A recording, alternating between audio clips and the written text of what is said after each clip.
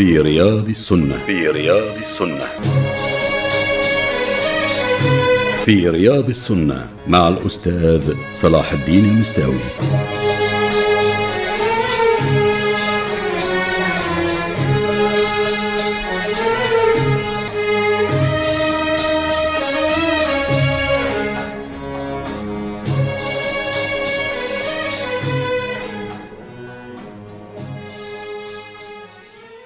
أيها المستمعون الأكارم، السلام عليكم ورحمة الله وبركاته.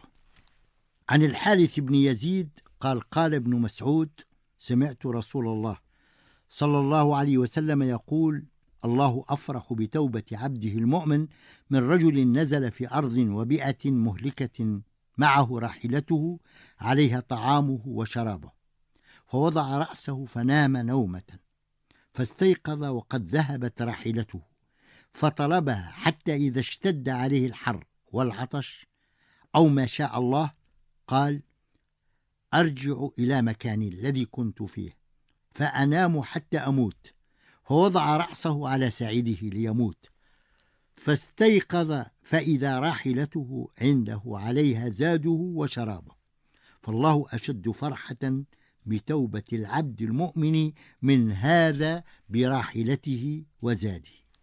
رواه الشيخان والترمذي.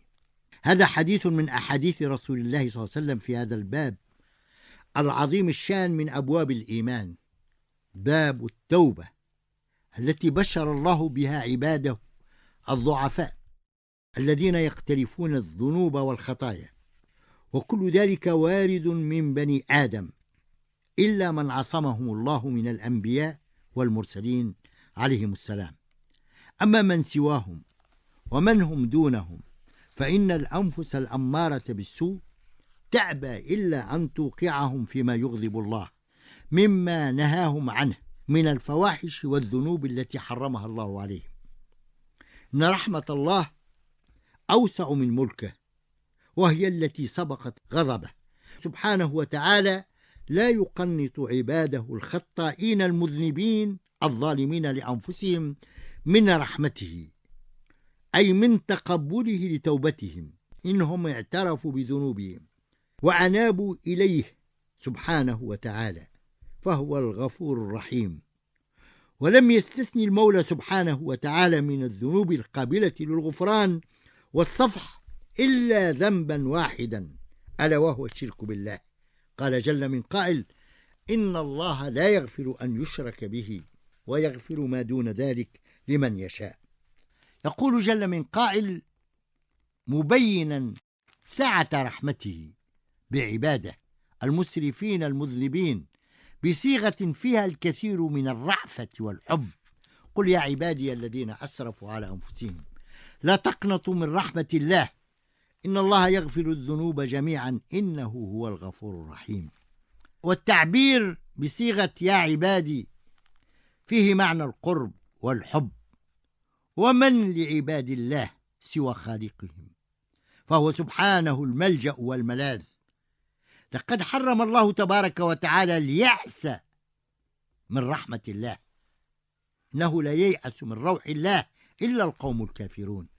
إن المؤمن إذا أخطأ وارتكب ذنبا، وكل ذلك وارد من الإنسان الظلوم الجهول، ثم ينيب إلى ربه ويتوب إليه، يجد ربه قريبا منه يتقبل توبته ويغفر له ذنبه. فالمؤمن لا يغفل عن التوبة وطلب الغفران من ربه القريب منه. وإذا سألك عبادي عني فإني قريب أجيب دعوة الداعي إذا دعان. إن المؤمن إذا مسه طائف من الشيطان يريد إغواءه ودفعه إلى الوقوع في معصية ربه سرعان ما يتذكر فيتوب وينيب ويستغفر ربه. إن الذين اتقوا إذا مسهم طائف من الشيطان تذكروا فإذا هم مبصرون. وهذا الحديث في هذا الباب، باب التوبة، يتوخى فيه سيدنا رسول الله صلى الله عليه وسلم أسلوب القصة، والقصة في القرآن وفي السنة النبوية ليست كما سبق أن بينا أسطورة أو حديثا مفترى، إنها حقيقة واقعية ويريدها الله في كتابه العزيز، أو يحدث بها رسول الله صلى الله عليه وسلم للعبرة والموعظة. ولا يخفى ما في هذا الأسلوب من التشويق والإقناع والتركيز في الأذهان لما يراد تركيزه، وهذا الأسلوب كثيرا ما يستعمله رسول الله صلى الله عليه وسلم في إرشاده وتوجيهه لأصحابه ومن ورائهم أمته. هذا الحديث يروي قصة رجل كان في أرض لا حياة فيها لا يسكنها أحد، ومعه راحلته وعليها طعامه وشرابه. نام هذا الرجل، فلما استيقظ لم يجد راحلته، فاجتهد في البحث عنها.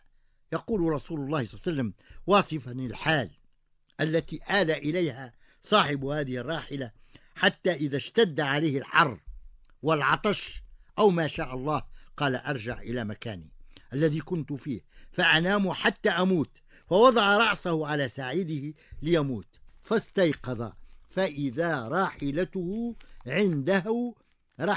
عنده وعليها زاده وشرابه. يا له من تصوير دقيق لحال هذا الرجل الذي نام، وهذا طبيعي، واستيقظ ولم يجد راحلته واجتهد في البحث عنها إلى أن اشتد عليه الحر وأخذ منه التعب ما أخذه. هنالك قرر أن يعود إلى مكانه الذي فقد فيه راحلته لينام ولينتظر الهلاك المحقق، وقد يأس من النجاة فهو ينتظر الموت.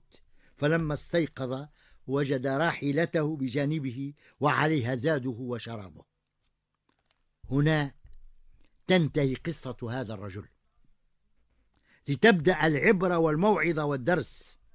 وما يريد رسول الله صلى الله عليه وسلم أن يركزه في أذهان أصحابه وأمته، فالجميع يسلم أن فرحة هذا الرجل براحلته التي فيها نجاته من الهلاك المحقق الزاد والشراب إنها فرحة لا توصف، إنها فرحة لا توصف. يقول عليه الصلاة والسلام مبشرا عباد الله المؤمنين المذنبين الخطائين بأن الله أشد فرحا بتوبة عبده المؤمن من هذا الرجل براحلته وزاده.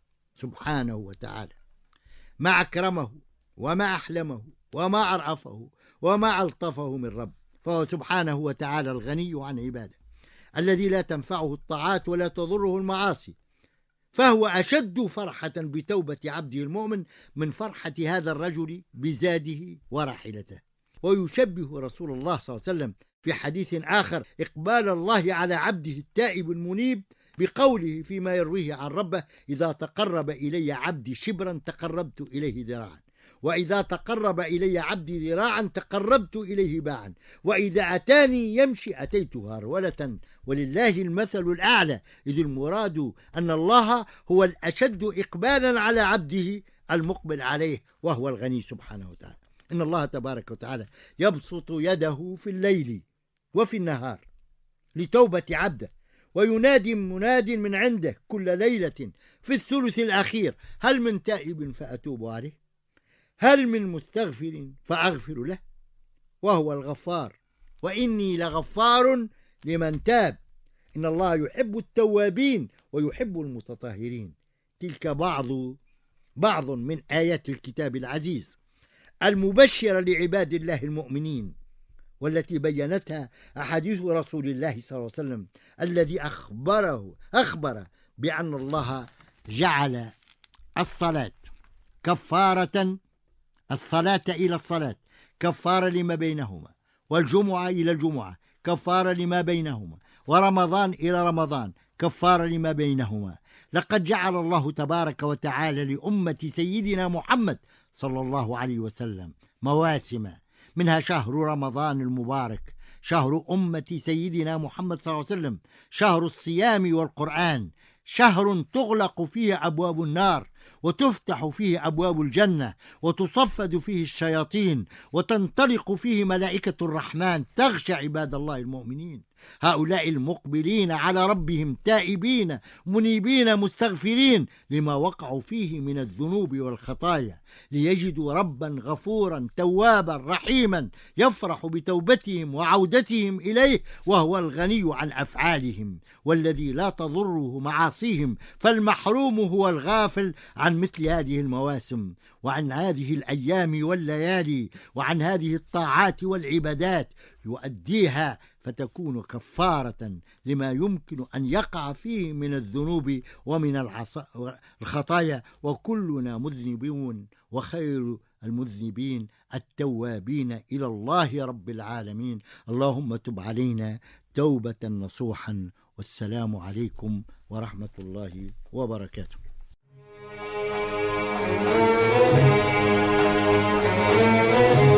في رياض السنة. في رياض السنة. في رياض السنة مع الأستاذ صلاح الدين المستاوي.